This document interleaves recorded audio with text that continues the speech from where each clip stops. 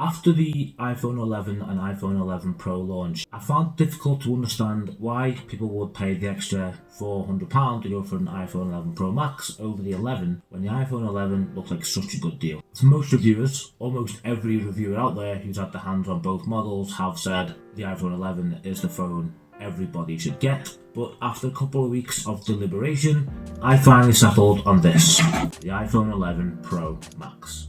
I managed to narrow it down to 4 main reasons on why I think that is the phone to get over the iPhone 11 Pro and over the iPhone 11. Here they are. Reason number 1 is the screen. And yes, I get it, everyone out there is saying, unless you put both phones side by side, the quality is almost exactly the same. The key being almost, and you can't actually distinguish the pixels anyway, even though it's 720p, unless you put your eye to the screen. The fact of the matter is, my other phone is a Note 10 Plus. And using both phones, I will notice the difference. But even if I don't, I want the best quality available. I watch a lot of video on my phone when I'm out and about, and I look at a lot of content on there. I want to be able to see the best quality that I can get. But the other part of the screen argument is OLED versus LCD. The OLED screen on the iPhone 11 Pro is going to be more useful in HDR content, and it's going to be more useful with iOS 13. iOS 13 finally comes with dark mode. With dark mode, it turns most things on the screen black, dims the screen a lot. I mean, even Instagram, praise the Lord, has dark mode, and beautiful as it is, on an LCD screen, those black pixels are still lit up and they are still working. On an OLED panel, those black pixels are just off, which improves battery a lot, and showing blacks that are truly black because the panels are off is better than having a pixel lit up showing black, if that makes any sense whatsoever. Blacks are better on OLED than they are on LCD. It saves more battery using dark mode. Dark mode on LCD kind of seems a bit pointless. It might be aesthetically pleasing, but it's not having the same effect on battery life as a OLED panel is. And I say with HDR content, the iPhone Pro Max reaches high levels of brightness at 1200 nits, and the blacks are blacker, so it looks better when watching films. The second reason is size. Now, I am a big believer that size does matter, and bigger is better.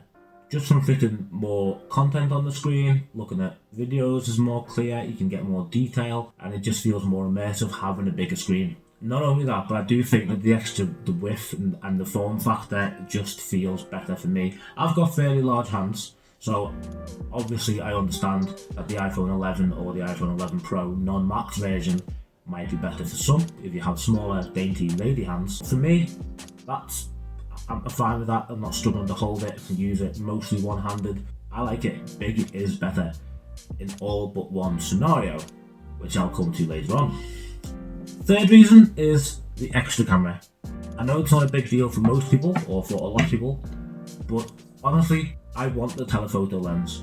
Yes, I'm glad that Apple went with the ultra-wide on the iPhone 11 over a telephoto when they added the second lens. I think that is the right choice. Well done, Apple. But why choose between them? Having the ability to go from ultra-wide far out like this and zoom in almost seamlessly to 2x without losing any quality, without using any digital features, and just doing it all optically is an advantage over pinching to zoom or cropping or getting a digital zoom. That stands to reason. It just gives you extra creative flexibility having that extra lens. Having the wide and the ultra wide is better than just having the wide, yes, and it is better than just having wide and telephoto, yes, but why not go for all three? Why not have all options and all lenses at your disposal at all times? Here's looking at you, Pixel 4. Bad choice. First, I've got animals which are quite skittish, and they'll be doing something sometimes, or be in a pose where I want to take a picture, but I don't want to step closer, and I don't want to lose quality in the picture, so I will zoom. However, I understand with an ultra-wide, there are scenarios where you can't move further back, because a wall or a fence or a lake behind you, but you do want to get the whole building or the whole scene or the whole landscape. So it does make sense having an ultra-wide. I like to create the flexibility of having the 3 lenses, so the iPhone 11 Pro Max was the obvious choice for me.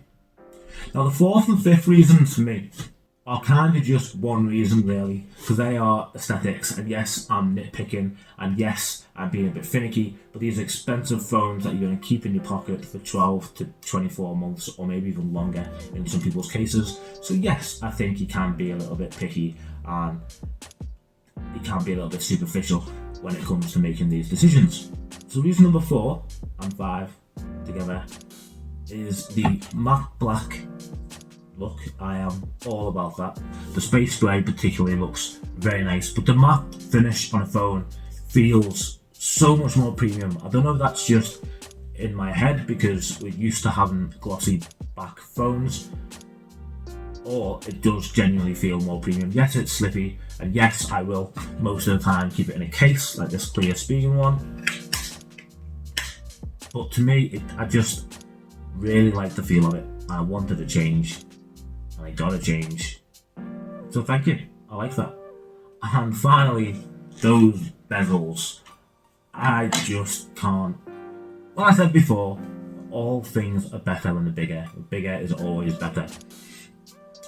Not with bezels. Bezels are just a monstrosity, and hopefully one day they'll be a complete thing of the past, but that to me looks so much better. They are big bezels, and the iPhone 11 is still a pretty ugly phone. Sorry if anyone's offended by that, but it is, especially in 2019 when you have like the likes of the Note 9 and the OnePlus 7 Pro.